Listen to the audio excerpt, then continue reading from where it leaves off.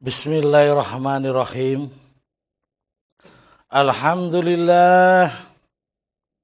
Alhamdulillahi hamdan katsiran kama amar. Wa ashhadu an la ilaha illallah wahdahu la syarikalah. Irghaman liman jahada bihi wa kafar. Wa ashhadu anna sayyidina wa nabiyana wa maulana Muhammadan abduhu wa rasuluh. Sayyidul khalaiki wal bashar. Allahumma salli wa sallim wa barik alaihi. Ma'asyiral muslimin, pemirsa dan hadirin sekalian, Assalamualaikum warahmatullahi wabarakatuh. Waalaikumsalam warahmatullahi wabarakatuh. Awal percakapan saya sampaikan selamat berjumpa kembali pada majelis ilmu bersama Jamaah Laduna Ilma Indonesia dengan mata kuliah Ma'rifatul Wahyu Yuha. Dalam alih bahasa, mengenal wahyu yang diwahyukan.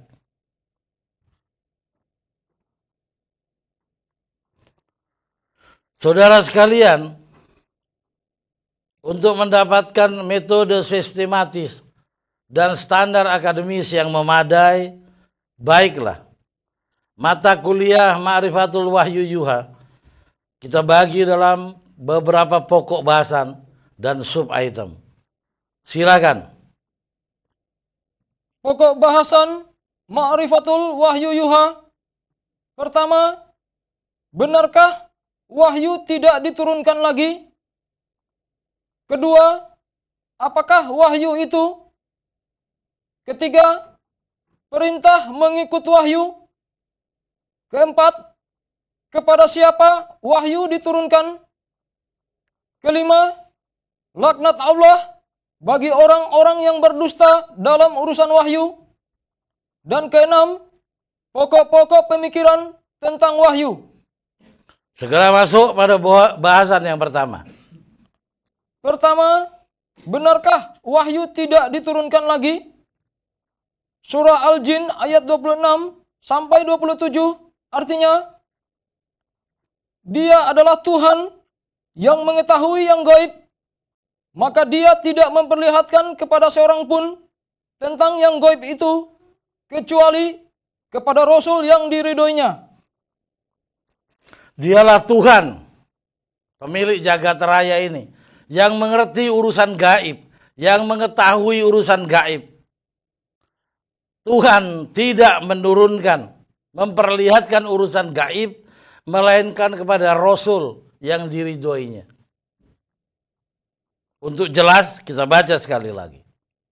Surah Al-Jin ayat 26 sampai 27 artinya, Dia adalah Tuhan yang mengetahui yang gaib, maka Dia tidak memperlihatkan kepada seorang pun tentang yang gaib itu, kecuali kepada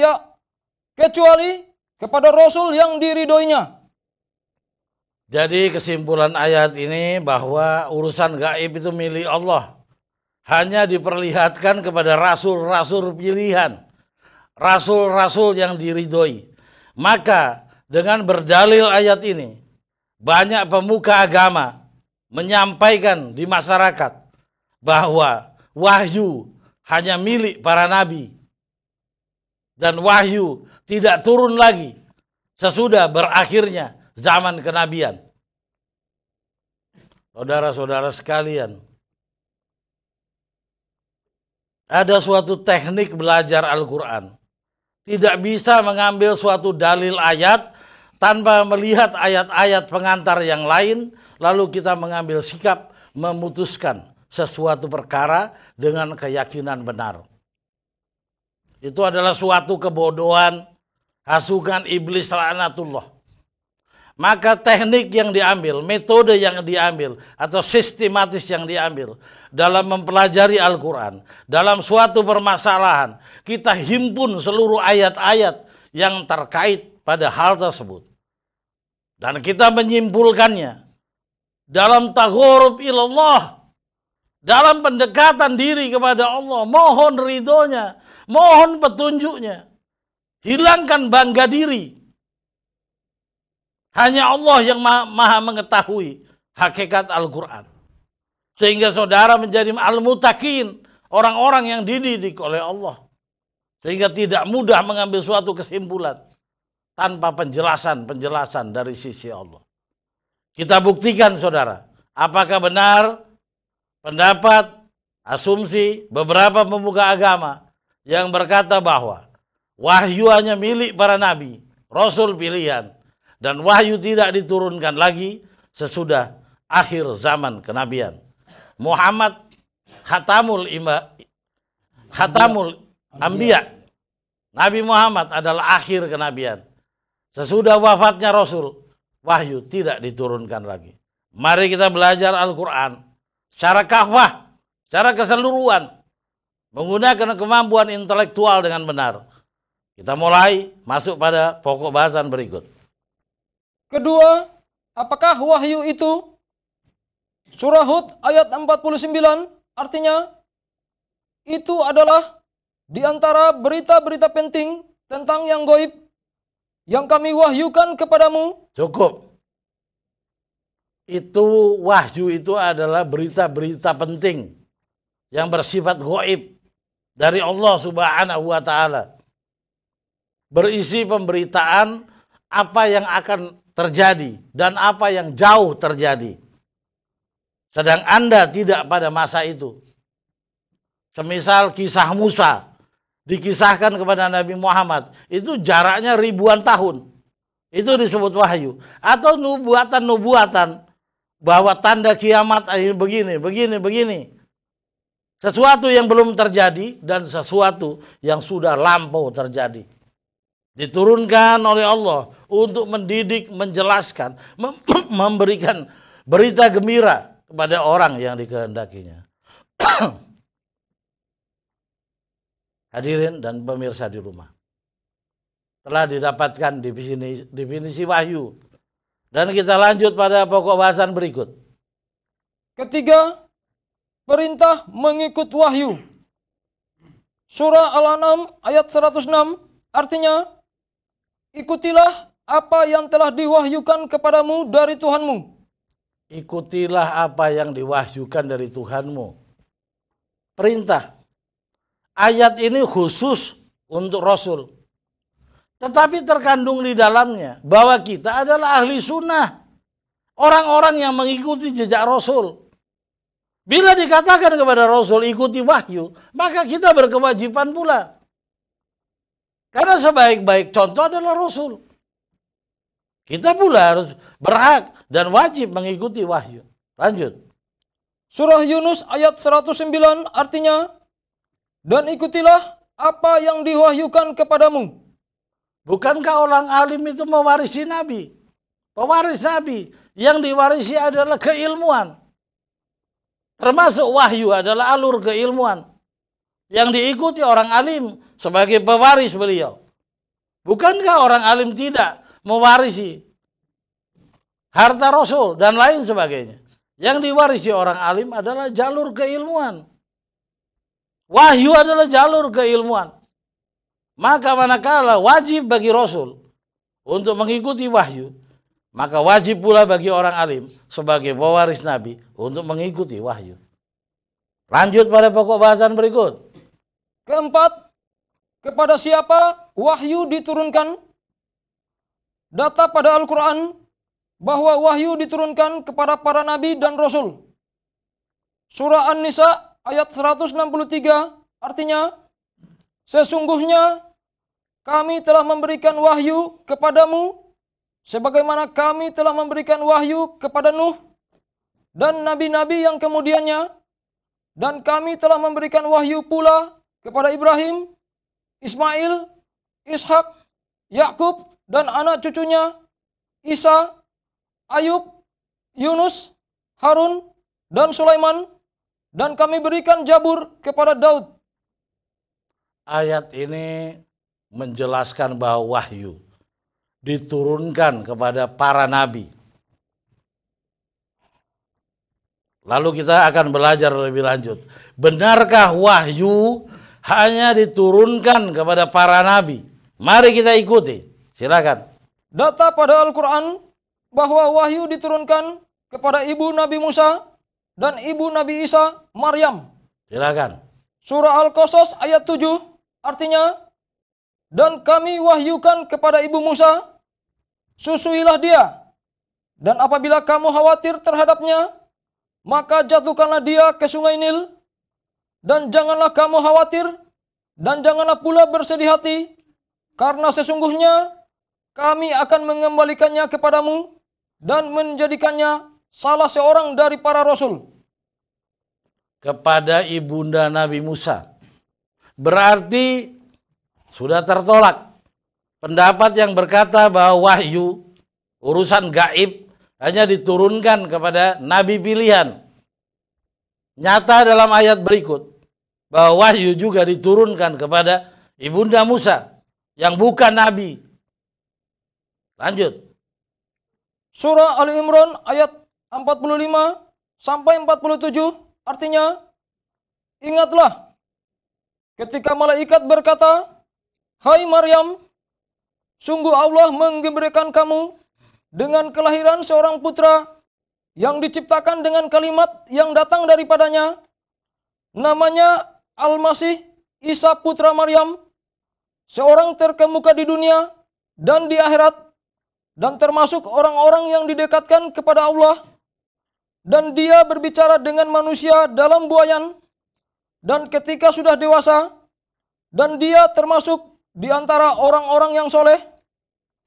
Maryam berkata, ya Tuhanku, betapa mungkin aku mempunyai anak, padahal aku belum pernah disentuh oleh seorang laki-laki pun. Allah berfirman, demikianlah Allah menciptakan apa yang dikehendakinya. Hadirin dan pemirsa di rumah, ini bukan wahyu biasa, di mana Allah mengutus malaikat untuk menghabarkan bahwa Maryam akan hamil. Tetapi yang sangat menakjubkan, wahyu ini merupakan wahyu komunikasi timbal balik. Bukan wahyu yang semata diturunkan Allah dan diterima oleh Maryam. Tapi Maryam pun mampu berdialog dengan Tuhannya. Manakah mungkin ya Allah, aku perawan suci yang belum pernah disentuh manusia bisa hamil? Allah pun menjawab, keagunganku dengan satu kalimat, maka engkau hamil. Suatu komunikasi timbal balik. Jadi bukan hanya wahyu yang diturunkan kepada Maryam, tapi Maryam mampu mengadakan komunikasi dengan Tuhannya. Lanjut.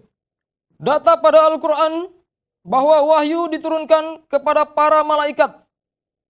Surah Al-Anfal ayat 12 artinya, ingatlah ketika Tuhanmu mewahyukan kepada para malaikat. Cukup. Diwahyukan juga pada para malaikat. Segera masuk berikutnya. Data pada Al-Quran bahwa wahyu diturunkan kepada langit. Surah Fusilat ayat 12 artinya, maka dia menjadikannya 7 langit dalam 2 masa, dan dia mewahyukan pada tiap-tiap langit urusannya. Cukup. Dan dia mewahyukan pada tiap-tiap langit. Langit menerima wahyu, malaikat menerima wahyu, ibunda Musa, ibunda Isa Al-Masih. Maka tertolaklah pendapat yang berkata bahwa wahyu hanya turun kepada rasul-rasul pilihan. Lanjut. Data pada Al-Quran bahwa wahyu diturunkan kepada binatang atau lebah. Surah An-Nahl ayat 68 artinya, dan Tuhanmu mewahyukan kepada lebah, buatlah sarang-sarang di bukit-bukit, di pohon-pohon kayu, dan di tempat-tempat yang dibikin manusia. Cukup. Kepada lebah, binatang yang sangat bersahaja, tidak lebih besar dari seekor burung, Allah memberikan wahyu kepada mereka dengan kejelasan-kejelasan di mana mereka harus membuat sarang. Mengapa ada manusia yang menyanggahnya? Bahwa manusia yang lebih sempurna dari wahyu tidak mampu, lebih sempurna dari lebah, tidak mampu menerima wahyu. Analogi yang kandas. Baik, kita lanjut. Data pada Al-Quran bahwa wahyu diturunkan kepada laki-laki yang bukan nabi. Surah Yusuf ayat 109 artinya, kami tidak mengutus sebelum kamu, melainkan orang laki-laki yang kami berikan wahyu kepadanya. Cukup. Kami tidak mengutus engkau, hai Muhammad, sebelummu aku utus beberapa orang laki-laki yang aku berikan wahyu. Laki-laki biasa, bukan nabi.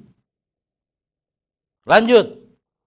Data pada Al-Quran bahwa wahyu diturunkan kepada ahli zikir.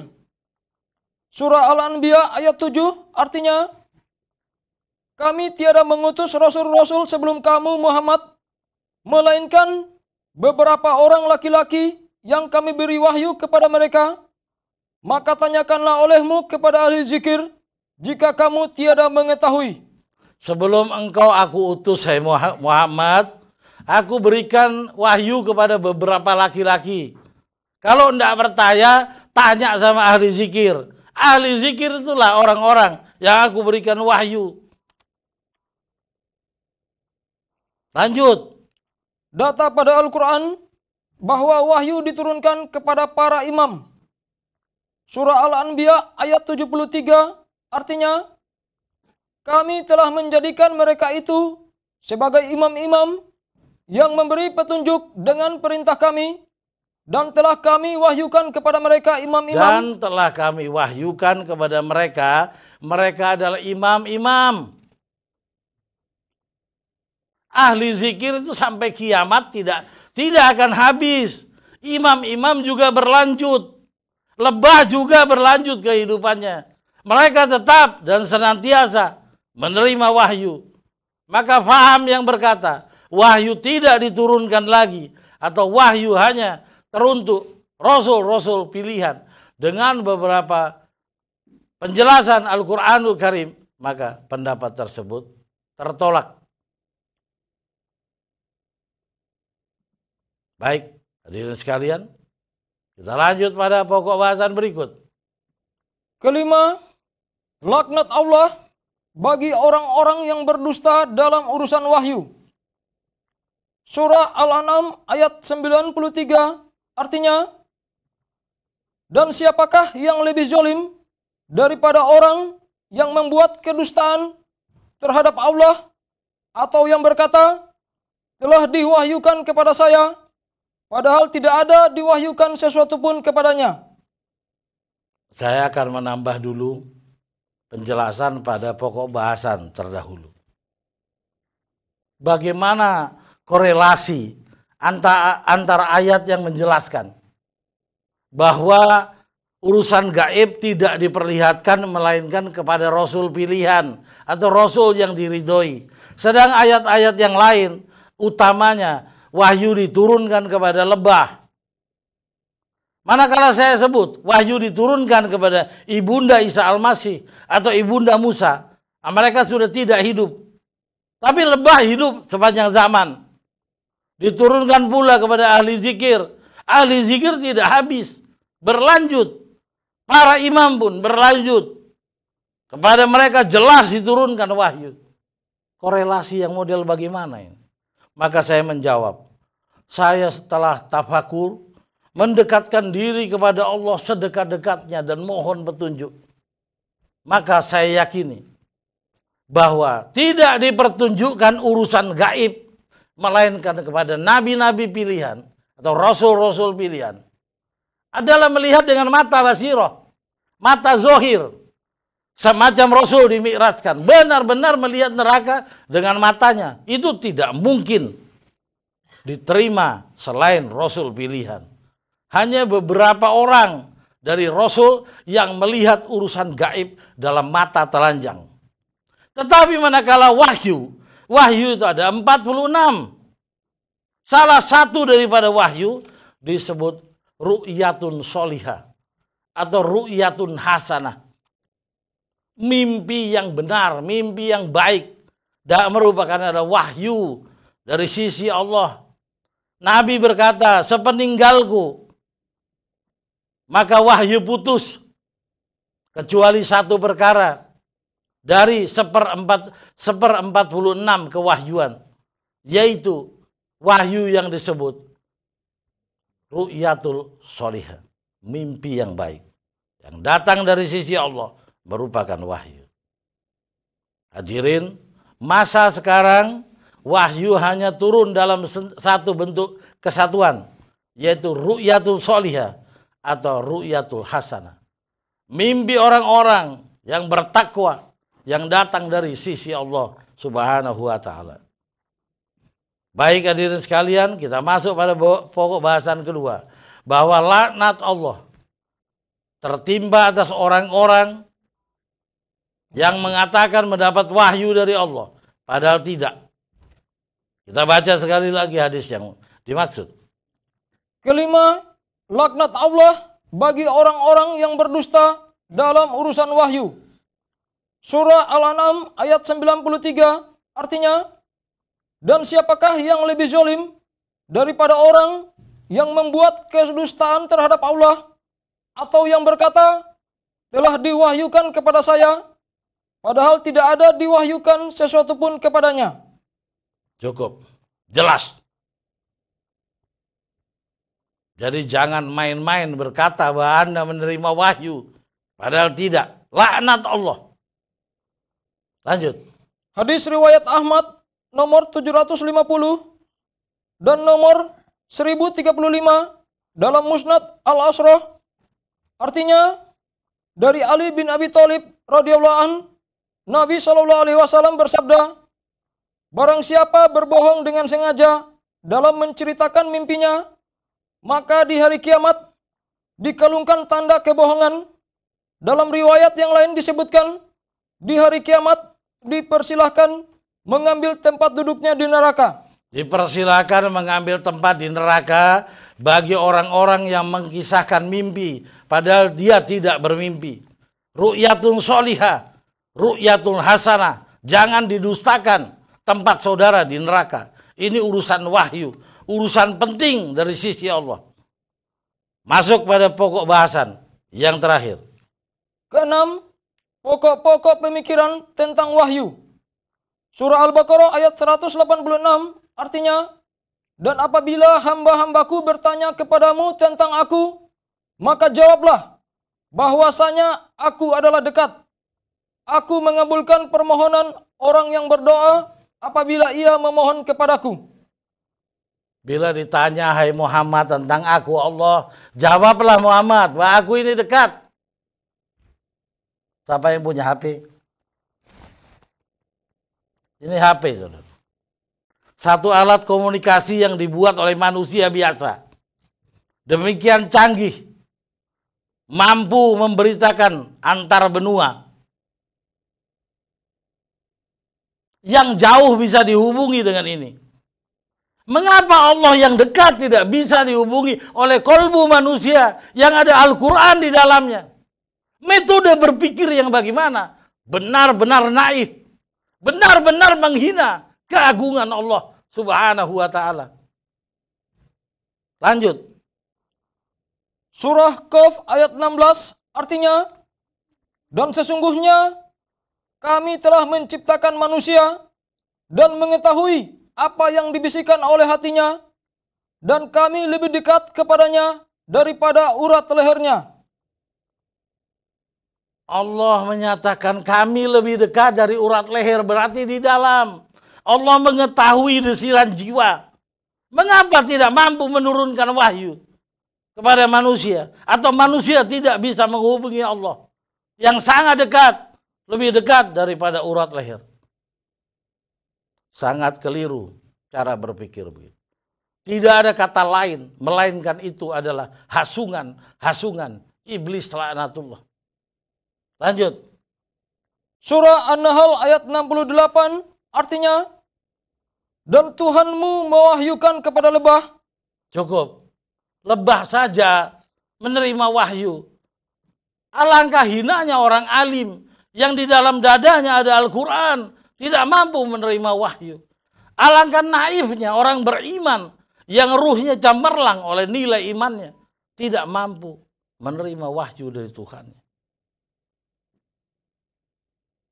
Lanjut.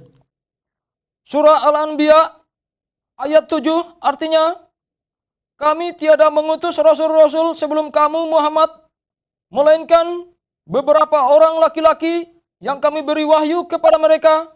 Maka tanyakanlah olehmu kepada ahli zikir jika kamu tiada mengetahui. Tanyalah pada ahli zikir, mereka adalah laki-laki yang menerima wahyu. Lanjut. Surah Al-Anbiya ayat 73 artinya, kami telah menjadikan mereka itu sebagai imam-imam yang memberi petunjuk dengan perintah kami, dan telah kami wahyukan kepada mereka mengerjakan kebaikan, mendirikan sembahyang, menunaikan zakat, dan hanya kepada kamilah mereka selalu menyembah. Kami jadikan mereka itu imam-imam dan telah kami wahyukan kepada mereka imam-imam. Ini ayat yang tidak mungkin tertolak. Muhkamat, jelas bahwa para imam menerima wahyu. Maka hadirin sekalian, sebagai kesimpulan, wahyu akan turun sepanjang zaman. Sampai Allah menghendaki berakhirnya dunia ini. Selama masih ada ahli zikir dan selama masih ada imam-imam yang diangkat oleh Allah. Analogi yang terakhir, surat Al-Baqarah 282. Surah Al-Baqarah ayat 282 artinya, dan bertakwalah kepada Allah dan Allah mengajarmu. Dan cukup. Bertakwalah kepada Allah, Allah mengajarmu. Kalau seseorang diajar Allah, lalu tidak bisa menerima komunikasi, pelajaran apa yang dia akan terima? Alangkah tidak masuk akalnya. Pengajar dan yang diajar tidak punya jalur komunikasi. Maka akal sehat berkata, seorang pengajar dan yang menerima ajaran pasti memiliki jalur komunikasi. Bagaimana sang pengajar mengajarkan sesuatu, lalu ajarannya tidak bisa diterima oleh orang yang diajar. Semoga orang-orang yang menyampaikan ajaran bahwa wahyu tidak turun lagi, atau wahyu hanya terbatas kepada rasul-rasul pilihan, mengerti tentang hal ini. Billahi taufik wal hidayah. Wassalamualaikum warahmatullahi wabarakatuh. Waalaikumsalam warahmatullahi wabarakatuh.